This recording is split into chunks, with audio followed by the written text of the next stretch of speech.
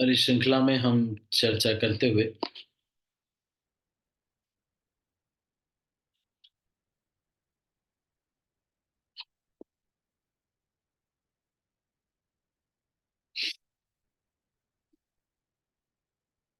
श्री रामचरितमानस के अरण्य कांड तक पहुंच गए हैं। और कहानी यहाँ तक आ गई है कि भगवान राम अपने भक्तों से मिलते हुए, अगस्त्य मुनि से मिलते हुए उनसे पूछते हैं कि हमें कहाँ रहना चाहिए। उसके बाद पंचवटी जो नाम का स्थान है, वहां पर एक पर्ण कुटी बना करके भगवान रह रहे हैं।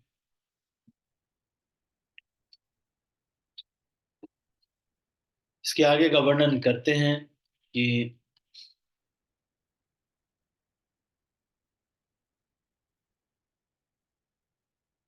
शूर्पणखा जो राक्षसी थी, उसका वध किस तरह से होता है।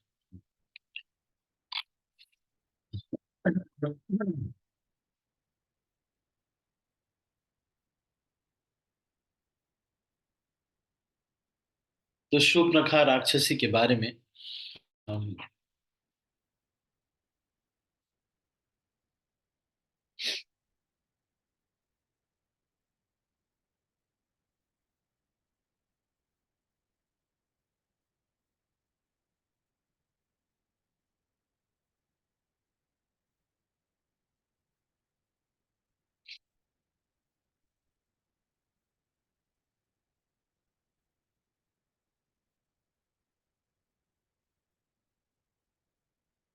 तो शूर्पणखा के बारे में हम चर्चा करेंगे। इससे पहले कि हम चर्चा करें, हम मंगलाचरण करेंगे। आप सब मेरे साथ मंगलाचरण कीजिएगा। ओम ज्ञानतिमिरन्धस्य ज्ञानाञ्जनशलाकया चक्षुरुन्मिलितं येन तस्मै श्रीगुरवे नमः। श्रीचैतन्यमनोभीष्टं स्थापितं येन भूतले स्वयं रूपः कदा मह्यं ददाति स्वपदान्तिकम्। वन्देऽहं श्रीगुरो श्रीयुतापदकमलं श्रीगुरुन् वैष्णवांश्च श्रीरूपं साग्रजातं सहगणरघुनाथान्वितं तं सजीवं साद्वैतं सावधूतं परिजनसहितं कृष्णचैतन्यदेव श्रीराधा कृष्णपदां सहगण ललिता श्रीविशाखां। हे कृष्ण करुणा सिंधु दीनबंधो जगत्पते गोपेश गोपिका कांत राधा कांत नमोस्तुते। तप्त कांचन गौरांगी राधे वृंदावनेश्वरी वृषभानुसुते देवी प्रणमामि हरिप्रिये। वाञ्छाकल्पतरुभ्यश्च कृपा सिन्धुभ्य एव च पतितानां पावनेभ्यो वैष्णवेभ्यो नमो। जय श्री कृष्ण चैतन्य प्रभु नित्यानंद श्री अद्वैत गदाधर शिवासादि गौर भक्तवृंद। हरे कृष्णा कृष्णा कृष्णा हरे हरे, हरे राम राम राम हरे हरे। सभी भक्तों का हार्दिक स्वागत और अभिनंदन करते हैं। प्रति संध्या काल हम श्री रामचरितमानस से चर्चा कर रहे हैं और श्रृंखला में अरण्य कांड के उस प्रसंग पर हम आ पहुंचे हैं जहां पर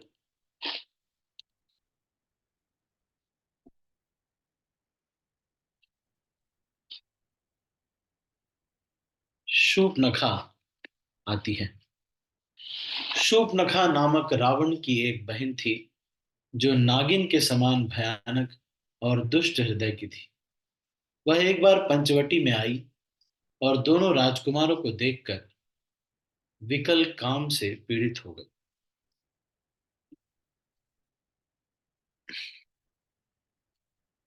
काग भुषुंडी जी कहते हैं, हे गरुड़ जी,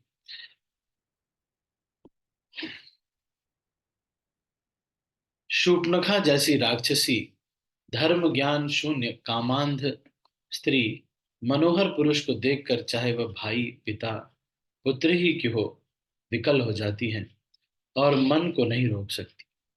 जैसे सूर्यकांत मणि सूर्य को देखकर द्रवित हो जाती है, ज्वाला से पिघल जाती है।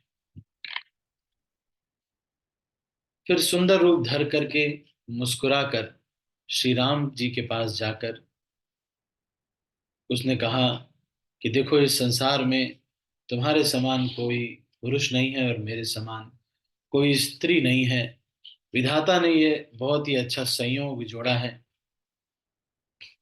इसलिए मेरे लिए योग्य वर तुम ही हो। मैंने तीनों लोगों को खोज कर देखा है, इसलिए मैं अभी तक अविवाहित हूँ। तुम्हें देखकर अब मेरा मन कुछ मान रहा है।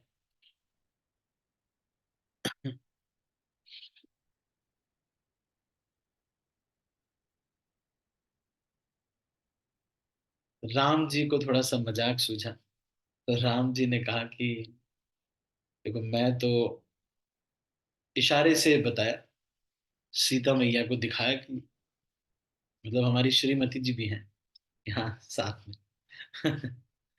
राम जी देखिए अ, शूर्पणखा के साथ भी बड़ा विनम्र व्यवहार कर रहे हैं। कह रहे हमारी श्रीमती जी भी हैं भाई, आप गलत समझ रही हैं। तो कहते हैं कि देखो लक्ष्मण जी ये मेरा छोटा भाई है, उनके तरफ इशारा कर दिया। तो शूर्पणखा फिर लक्ष्मण जी के पास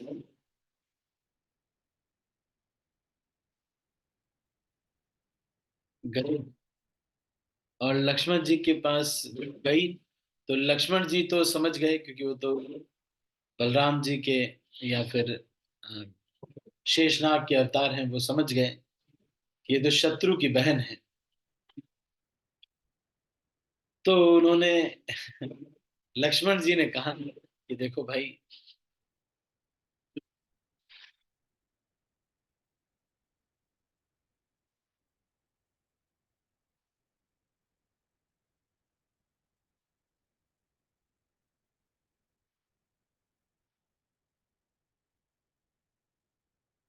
लक्ष्मण जी ने कहा कि भाई देखो बात तो तुम्हारी ठीक है, लेकिन आ, मैं एक्चुअली इनका दास हूँ। क्योंकि मैं इनका दास हूँ इसलिए तुम भी दासी बन के रहोगी। इसलिए वो ही राजा है, वो अगर कुछ कहें तो ज्यादा ठीक रहेगा।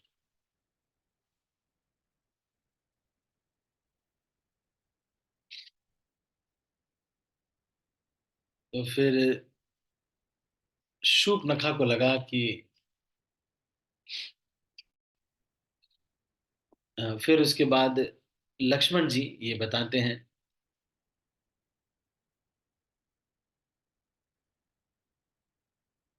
सेवक सुख चाह मान भिखारी, लोभी जसु चाह चार गुमानी। नभ दुई दूध चहत ए प्राणी, व्यसनी धन शुभ गति व्यभिचारी। तो बड़ा सुंदर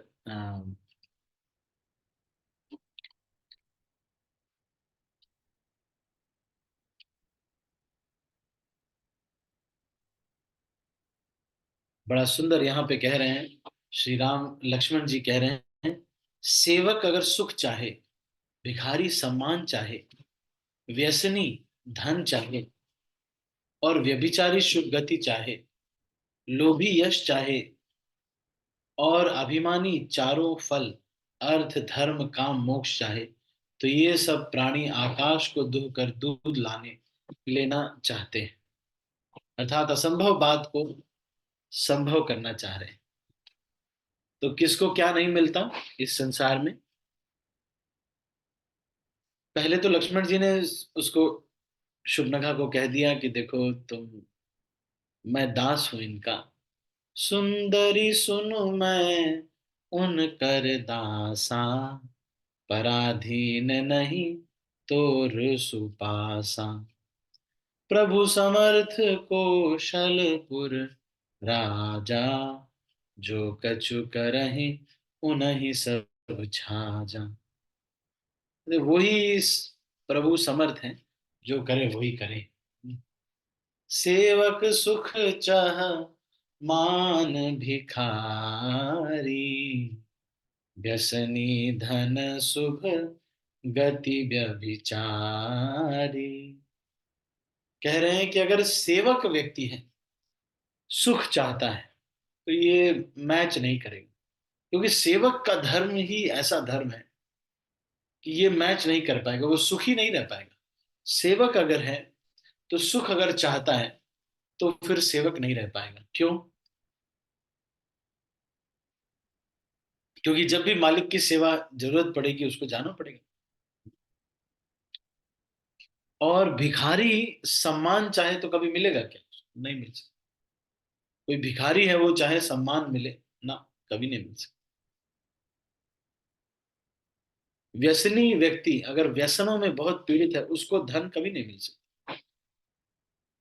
और कोई व्यभिचारी व्यक्ति है, वो बोले कि मैं भगवत प्राप्ति कर लूंगा, तो ये बहुत मुश्किल है। उसी तरह से लोभी व्यक्ति को यश नहीं मिल सकता। जो व्यक्ति हमेशा सोचता है कि मुझे क्या मिलेगा, तो वो यश नहीं प्राप्त करेगा। लोभी जसु चाह चार गुमानी,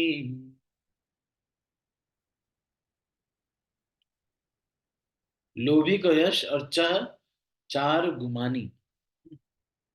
कोई ऐसा व्यक्ति जो अभिमानी है, उसको धर्म अर्थ काम मोक्ष की प्राप्ति चाहे वो तो भी नहीं हो सकता। क्योंकि अगर कोई अभिमानी व्यक्ति है बहुत, तो उसको कुछ भी प्राप्त होने में बहुत मुश्किल होगी।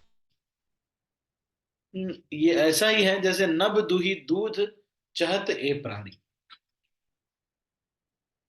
नभ को दुह करके उससे दूध प्राप्त करना, हवा से दूध प्राप्त करना।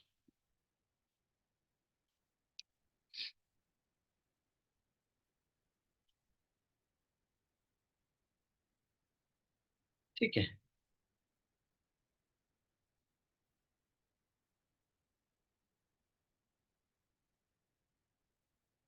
तो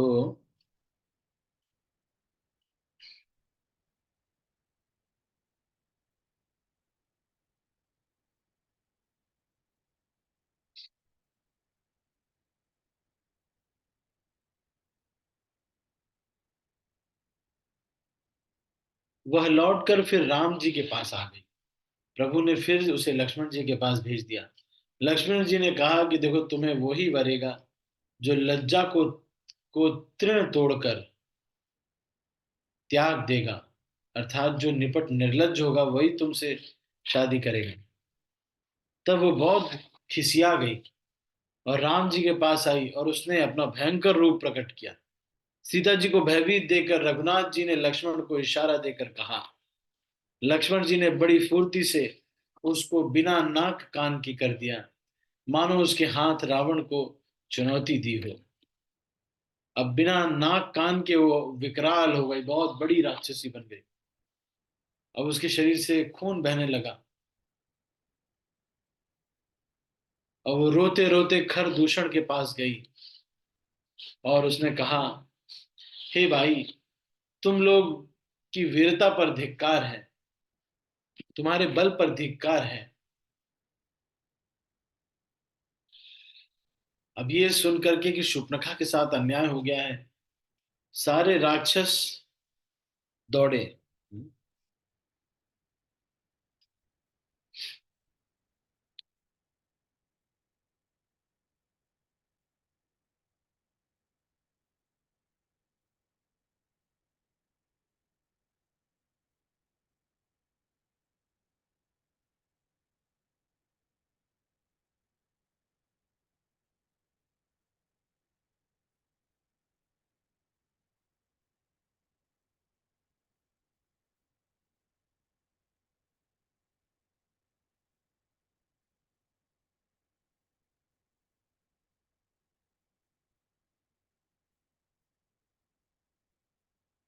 अब सारे राक्षस वहां पर झुंड के झुंड दौड़ गए।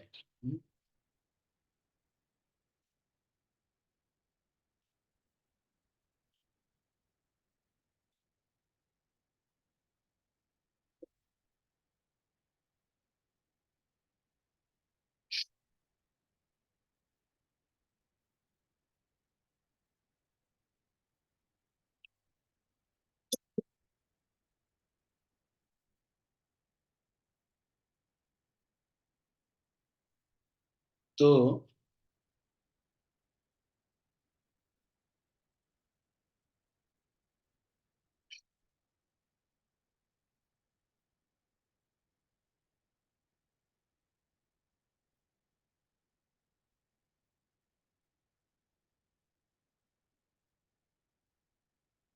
राक्षस बहुत सारे झुंड के झुंड दौड़ने लगे।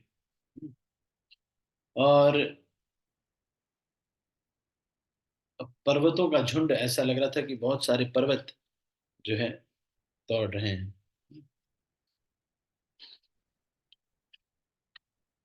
अब अनेकों प्रकार की सवारियों पे चढ़े हुए अनेकों आकार के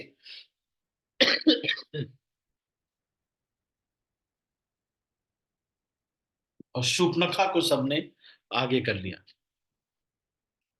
सबने क्या किया, शूर्पणखा को आगे कर लिया कि हमारी बहन की हम लोग बचाने के लिए आए।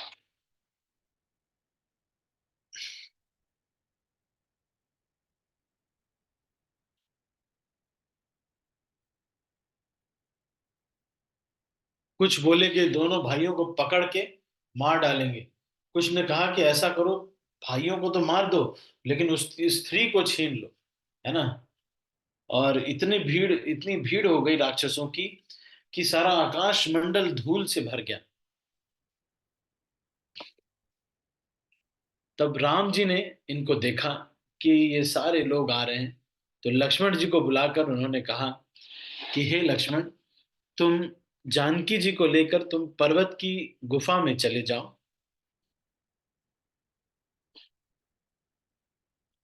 और लक्ष्मण जी धनुष बाण लेकर के सीता जी को लेकर चले गए।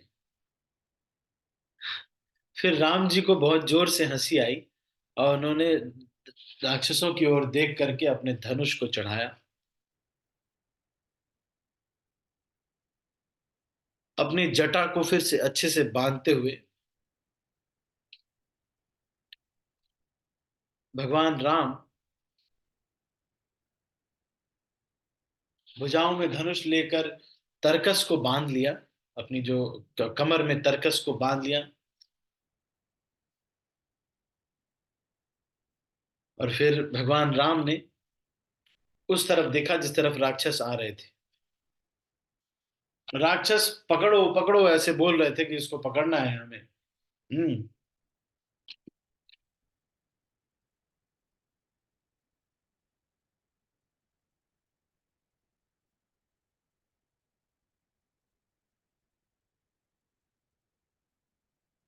फिर खरदूषण ने मंत्रियों को बुलाकर कहा कि अरे ये जो इंसान है कि भगवान है ये इतना सुंदर कैसे है। ऐसा लग रहा है कि मनुष्यों का जो गहना है वो स्वयं आ गया, मनुष्य जाति का सबसे श्रेष्ठ पुरुष आ गया। हमने आज तक सबको हरा दिया, पर अपने जन्म भर में ऐसी सुंदरता कहीं नहीं देखी।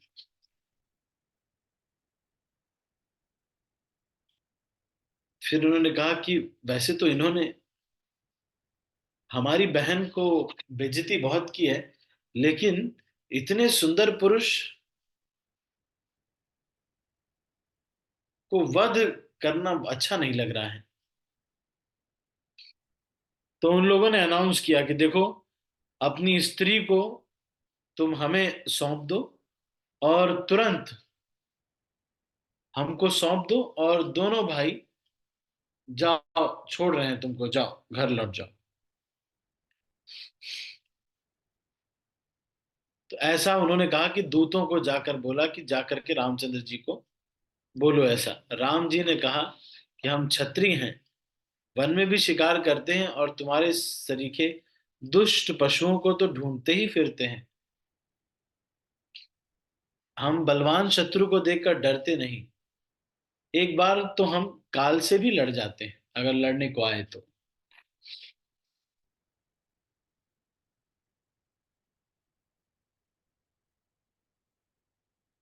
हरे कृष्ण प्रभु, मैं थोड़ी देर में आपको कॉल करूँ।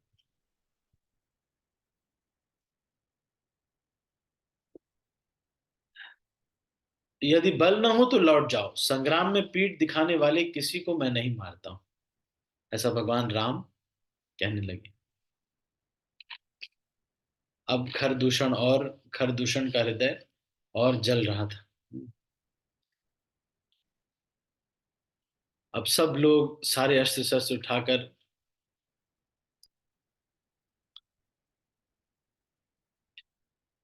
उनके ऊपर आक्रमण करने के लिए आए, तो भगवान राम ने अपनी धनुष की टंकार की। केवल टंकार से ही बहुत सारे लोग बेहोश हो गए। फिर राम जी के ऊपर बहुत सारे अस्त्र शस्त्र वो लोग बरसाने लगे। अब भगवान राम ने उन सब हथियारों को काट डाला। फिर टुकड़े टुकड़े करके काट डाला। फिर धनुष को कान तक खींचकर अपने तीर छोड़े।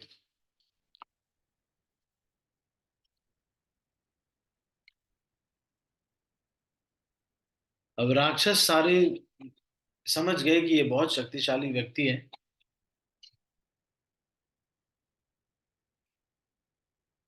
तो वो सारे राक्षस भागने लगे। जब भागने लगे तो खर, दूषण और त्रिशिरा, ये तीन जो थे, ये तीनों बोले कि रण से कोई भागेगा नहीं। अगर कोई भागा तो हम उसका वध कर देंगे। मेरे ख्याल से विलेन ऐसे ही होते थे। मुझे लगता है हिंदी मूवीज में विलेन यहीं से सीखे गए। मूवीज में विलेन ऐसे ही होता था। पहले बैक की बात है।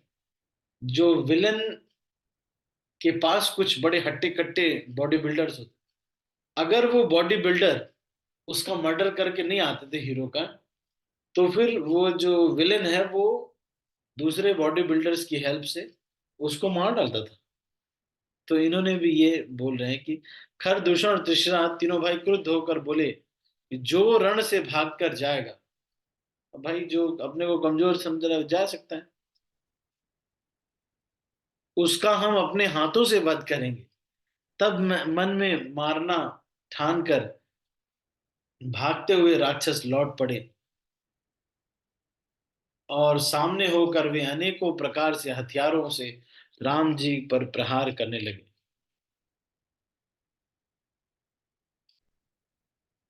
और भगवान राम ने फिर सबको जब इकट्ठा कर लिया तो खूब सारे बाण छोड़कर कई सारे राक्षसों को काट दिया। फिर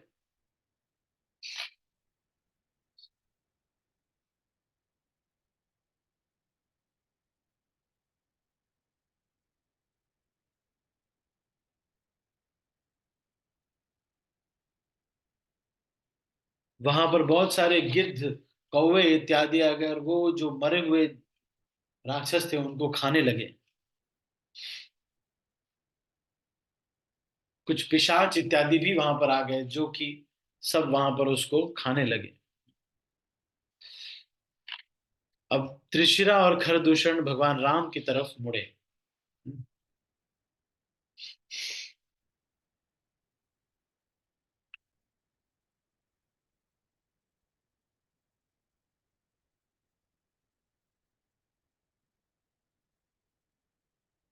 भगवान राम ने फिर क्या किया, सारे राक्षसों को के बाणों को भी काट दिया। और सारे जो सेनापति थे उनके हृदय में 10-10 बाण मारे, सब सेनापतियों के हृदय पे।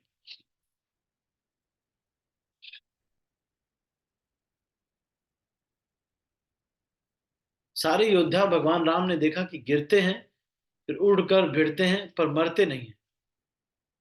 बहुत सारी माया रचते हैं। उन्होंने देखा कि 14,000 राक्षस आए हैं और राम जी अकेले हैं।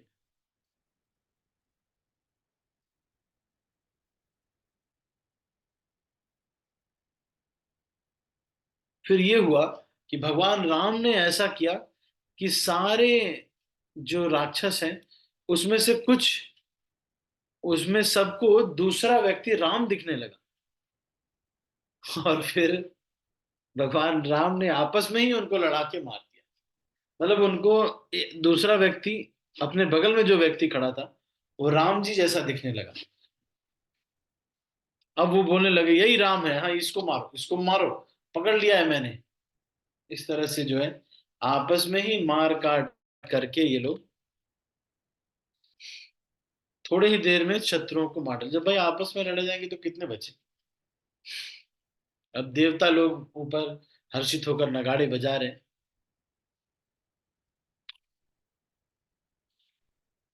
हम्म।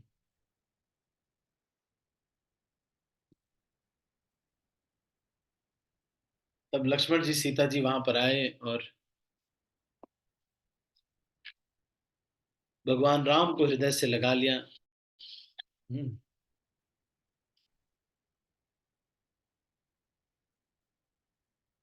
फिर राम ने उन दोनों को हृदय से लगा दिया। फिर सीता जी श्री राम जी के श्याम और कोमल शरीर को परम प्रेम से देख रही थी और उनको देख करके उनके नेत्र अघाते नहीं थे। इस प्रकार पंचवटी में बसकर रघुनाथ जी देवताओं और मुनियों को सुख देने वाले चरित्र करने लगे। अब शूर्पणखा ने जाकर रावण को भड़काना शुरू किया कि अरे तुमने तो देश और खजाने की सुध ही बुला दी। बस शराब पी लेते हो, दिन रात भर पड़े रहते हो, और तुम्हें पता नहीं है कि शत्रु तुम्हारे सिर पर खड़ा है। नीति के बिना राज्य और धर्म के बिना धन प्राप्त करने से, भगवान को समर्पण किए बिना उत्तम कर्म करने से और विवेक उत्पन्न किए बिना विद्या पढ़ने से परिणाम में श्रम ही हाथ लगता है। तो किस तरह से क्या है?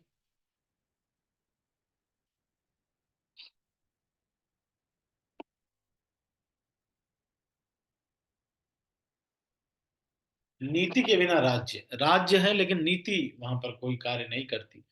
धन के बिना धन, अगर धन है लेकिन धर्म नहीं है तो क्या होगा? प्राप्त तो हो जाएगा धन, लेकिन क्या होगा उससे?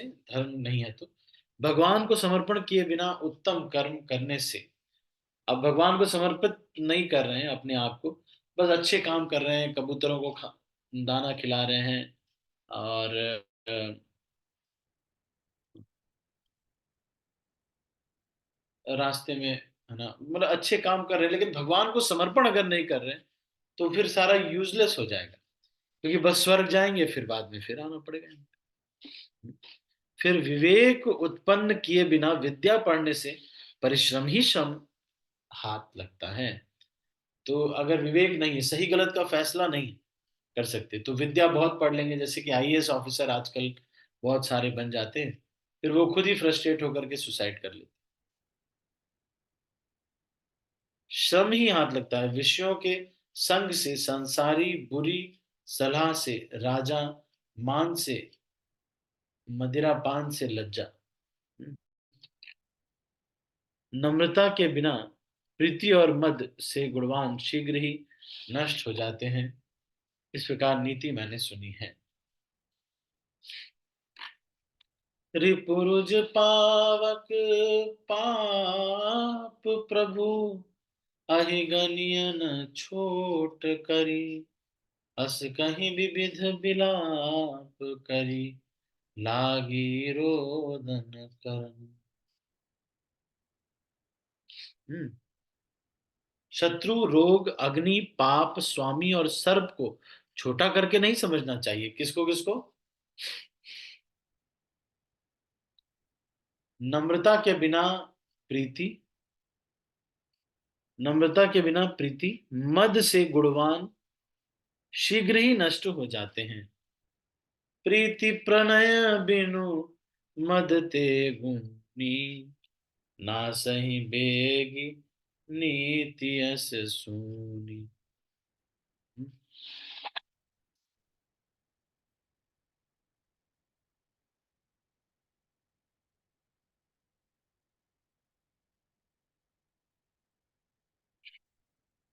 तो किन चीजों को बोल रहे हैं यहाँ पे? रिपु, रुज। रिपु मतलब दुश्मन, रुज मतलब अ, रोग, अग्नि मतलब आग, पाप स्वामी, पावक पाप प्रभु, और सर्प को छोटा नहीं समझना चाहिए। अस कहीं विविध विलाप करी, लागी रोदन करन। इस तरह से वो जो वो जो वो रोने लगे। ठीक है। शूर्पणखा को विलाप करने लगी, शूर्पणखा विलाप करने लगी, है ना? नहीं।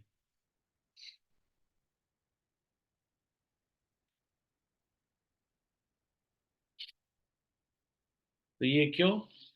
क्योंकि खर दूषण का विध्वंस देकर शूर्पणखा ने रावण को बताया, और फिर रावण को बताने के बाद ये सब ज्ञान दे रही।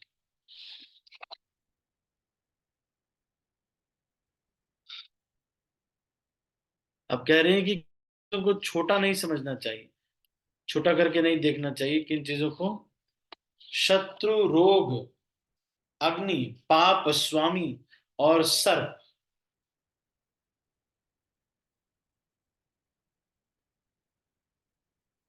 ठीक है। तो शत्रु, रोग, अग्नि, पाप भी, और स्वामी, अपने जो जो स्वामी है जिसकी सेवा में हम हैं, और सर्प, इसको छोटा नहीं समझना चाहिए।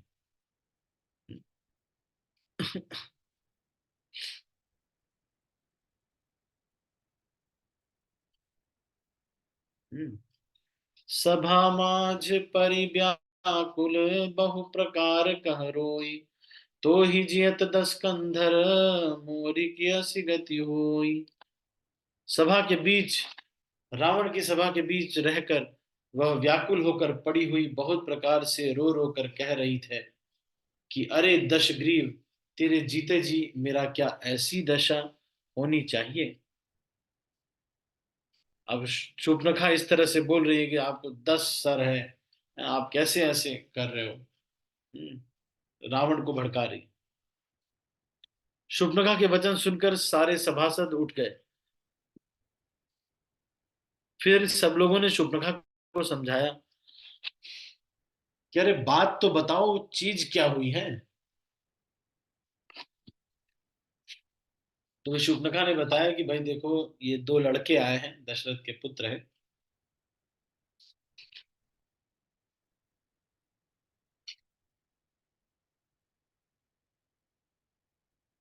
लेकिन वो कह रहे थे कि हम पृथ्वी को राक्षसों से विहीन करने के लिए आए।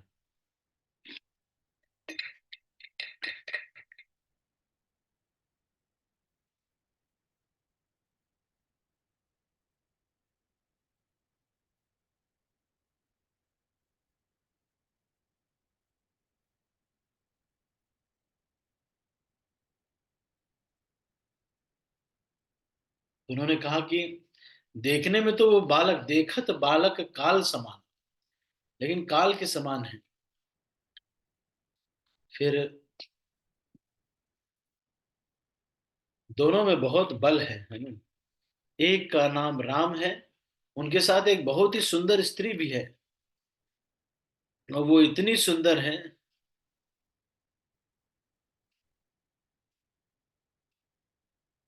कि 100 करोड़ कामदेव की पत्नी रति भी उसके ऊपर न्यौछावर है, इतनी सुंदर है। इन्हीं के छोटे भाई ने मेरे नाक कान काट लिए, और ये जब मैंने बताया कि मैं रावण की बहन हूं तो वो लोग मेरा मजाक उड़ाने लगे। अब खरदूषण ने को मैंने बुलाया तो वो लोग आए, लेकिन इन लोगों ने उसका भी वध कर दिया।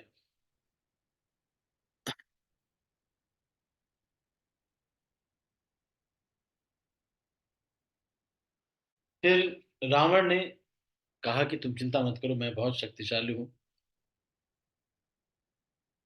लेकिन फिर भी उसको रात भर नींद नहीं आई।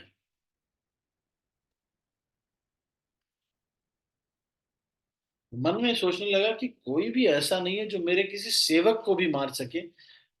ये तो सेनापति थे।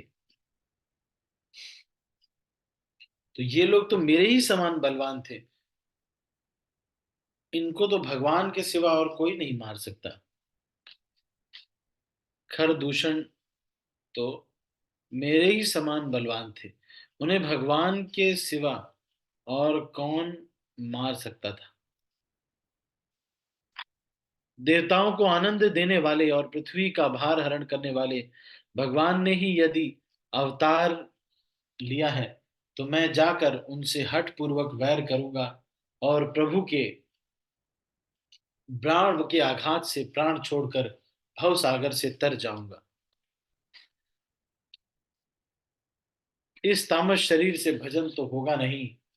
अतएव मन वचन और कर्म से यही दृढ़ निश्चय है, और यदि मैं मनुष्य रूप कोई राजकुमार होंगे तो उन दोनों को रण में जीत कर उनकी स्त्री को हर लूंगा। ऐसा रावण सोच रहा है। यो विचार कर रावण रथ पर चढ़कर अकेला ही वहां चला। तो इस तरह से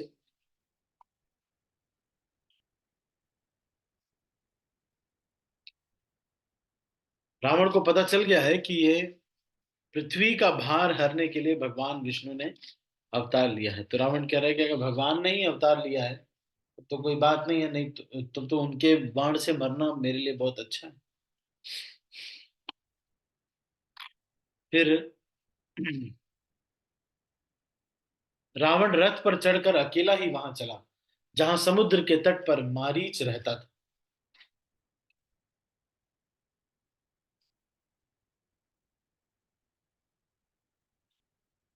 फिर लक्ष्मण जी कंद मूल फल लेने गए थे वन वन में।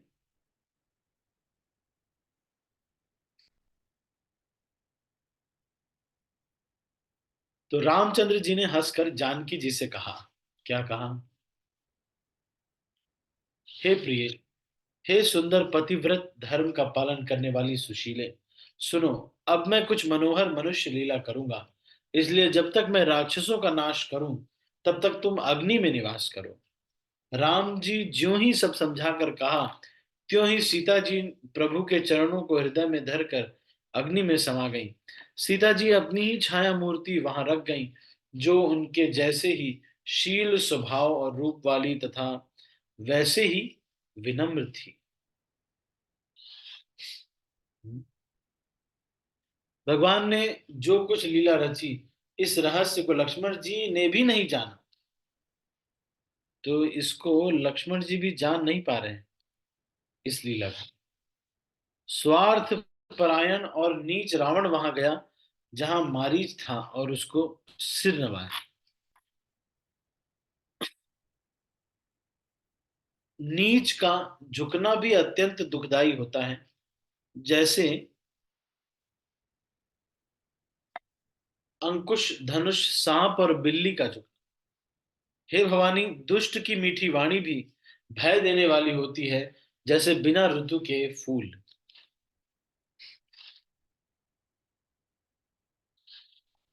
तब मारीच ने उसकी पूजा करके बोला कि भाई बताओ क्या बात है।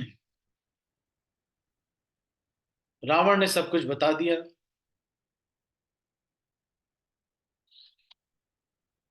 ये तो फिर मरीच ने कहा कि अरे तुमको नहीं पता है, उनसे बैर न करो। वो स्वयं भगवान नारायण हैं, जो कि धरती का भार हल्का करने के लिए आए हैं। उन्हीं के मारने से मरना और उनके जिलाने से जीना होता है। सबका जीवन मरण उन्हीं के अधीन है। फिर इस तरह से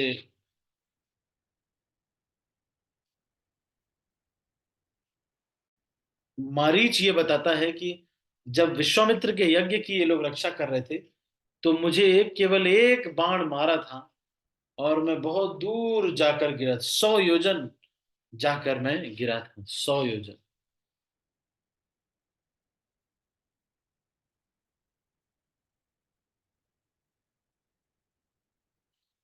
उनसे वैर करने में भलाई नहीं है, ऐसा कौन कह रहा है? मारीच कह रहा है, मेरी दशा तो भृंगी के कीड़े सी हो गई है। अब मैं जहां तहां श्री राम लक्ष्मण दोनों भाइयों को ही देखता हूँ। और हे तात, यदि वे मनुष्य हैं तो वे भी बड़े शूरवीर हैं, उनसे विरोध करने में पूरा न पड़ेगा। जेहि ताड़का सुबाहु हति, खंडेव हर कोदंड, खर दूषण। जेहि ताड़का सुबाहु हति, खंडेव हर दो कोदंड, खर दूषण त्रिशिरा बधेव, मनुज की यश बरिबंड। कह रहे कि इन तीनों बड़े बड़े राक्षसों को उन्होंने मार दिया। हम्म, खर दूषण और त्रिशिरा बधेव, मनुष्य मनुज की अस बरिबंड।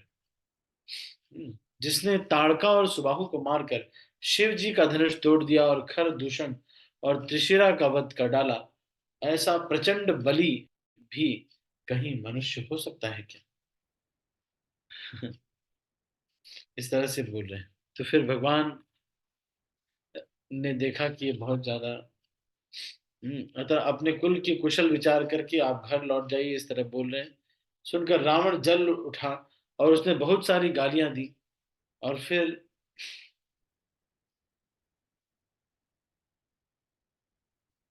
दुर्वचन कहे, अरे मूर्ख, तू गुरु की तरह मुझे ज्ञान सिखाता है।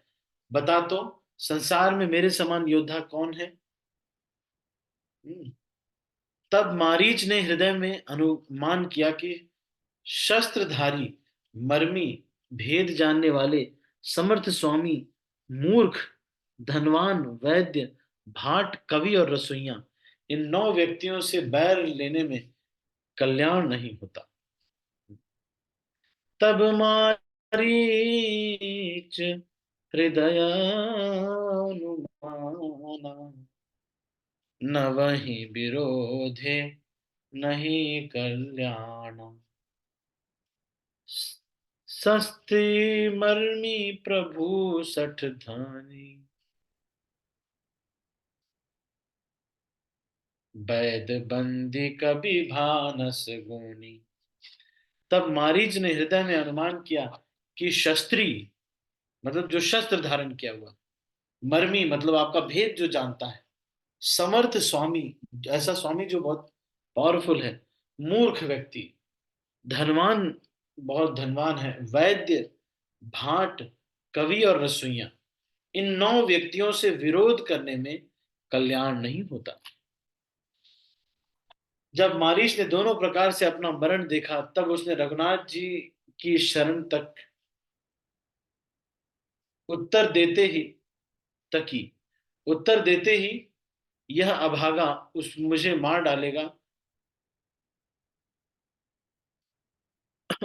फिर रघुनाथ जी के बाण लगने से ही क्यों न मरूं। तो उसने सोचा कि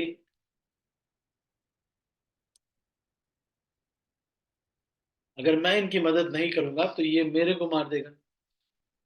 इससे अच्छा है कि ठीक है, भगवान राम के बाण से मरूंगा। अब वो रावण के साथ चल दिया।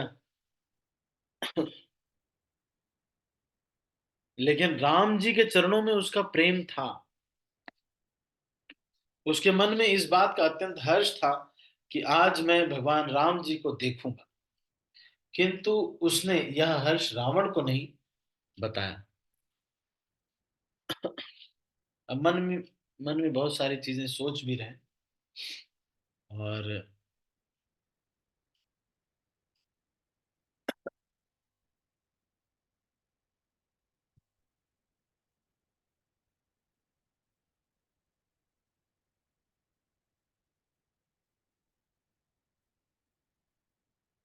लक्ष्मण जी समेत श्री राम जी कृपा निधान के चरणों में मन लगाऊंगा, जिनका क्रोध भी मोक्ष देने वाला है और जिनकी भक्ति उन अवश्य को भी वश में करने वाली है। आहा, वे ही आनंद के समुद्र श्री हरि अपने हाथों से बाढ़ संधान कर मेरा वध करेंगे।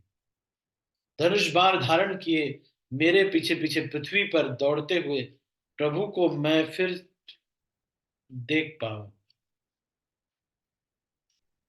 मैंने सामान्य धन्य दूसरा कोई नहीं है। ठीक है।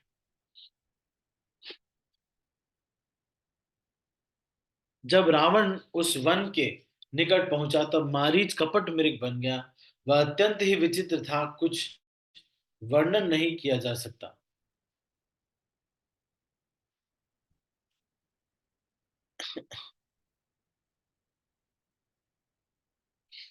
वह अत्यंत ही विचित्र था, कुछ वर्णन नहीं किया जा सकता था। सोने का शरीर मड़ियों से जड़कर बनाया था। सीता परम सीता जी ने उस परम सुंदर हिरण को देखा तो इन्होंने क्या किया, सोने की का शरीर मड़ियों से जड़कर बनाया था।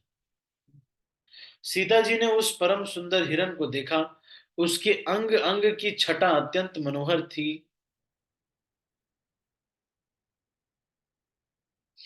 हम्म? हे देव, हे कृपालु रघुवीर, सुनिए, इस मृग की छाल बहुत ही सुंदर है। जानकी जी ने कहा, हे सत्य प्रतिज्ञ प्रभु, इसको मारकर इसका चमड़ा ला दीजिए।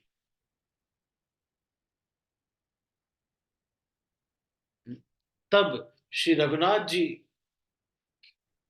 सब कारण जानते हुए भी देवताओं का कार्य बनाने के लिए हर्षित होकर उठे। हिरण को देखकर श्री राम जी ने कमर में फेंटा बांधा और हाथ में धनुष लेकर उस पर सुंदर बाण चढ़ाया। फिर प्रभु ने लक्ष्मण जी को समझाकर कहा, हे भाई, वन में बहुत से राक्षस फिरते हैं।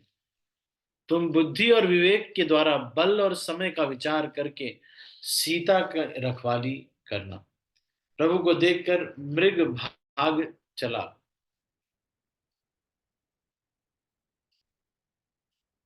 हम्म।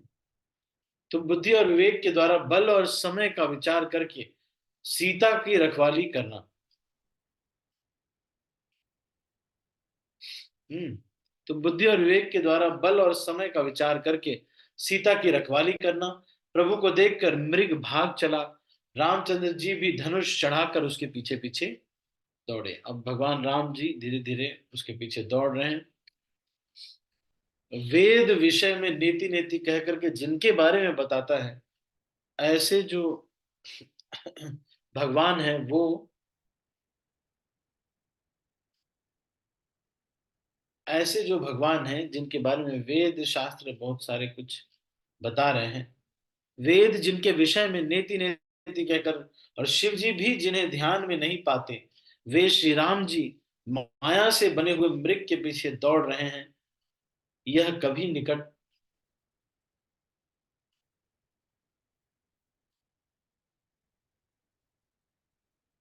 तब कभी तो प्रकट हो जाता है और कभी छिप जाता है।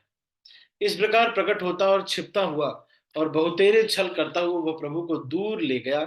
तब रामचंद्र जी ने तक कर निशाना साध कर कठोर बाण मारा, जिसके लगते ही वह घोर शब्द करके पृथ्वी पर गिर पड़ा। पहले लक्ष्मण जी का नाम लेकर उसने पक्ष पीछे मन में श्री राम जी का स्मरण किया। प्राण त्याग करते समय उसने अपना शरीर प्रकट किया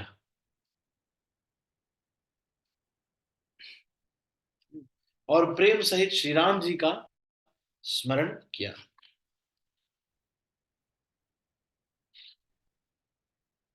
पहले लक्ष्मण जी का नाम लेकर उसने पीछे मन में श्री राम जी का स्मरण किया। प्राण त्याग करते समय उसने अपने शरीर प्रकट किया और प्रेम सहित श्री राम।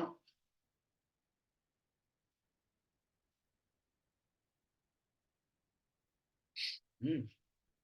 पहले लक्ष्मण जी का नाम लेकर उसने पीछे मन में श्री राम जी का स्मरण किया।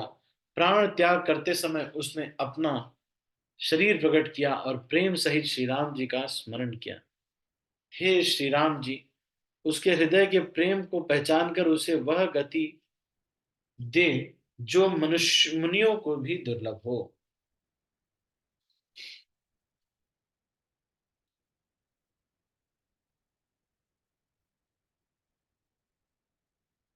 तो इसमें फिर खल बधि तुरत फिरे रघुबीरा, सोह चाप कर कटी तुनीरा, आरत गिरा सुनी सब जब माता।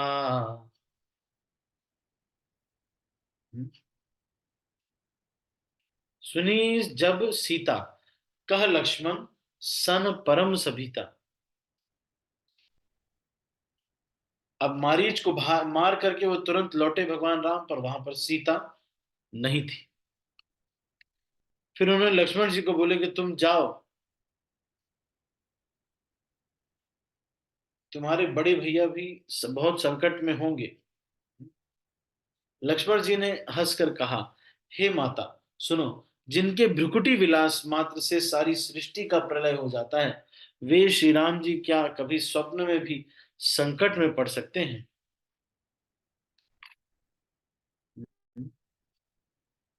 ठीक है, आज हमने यहीं तक हम चर्चा करेंगे।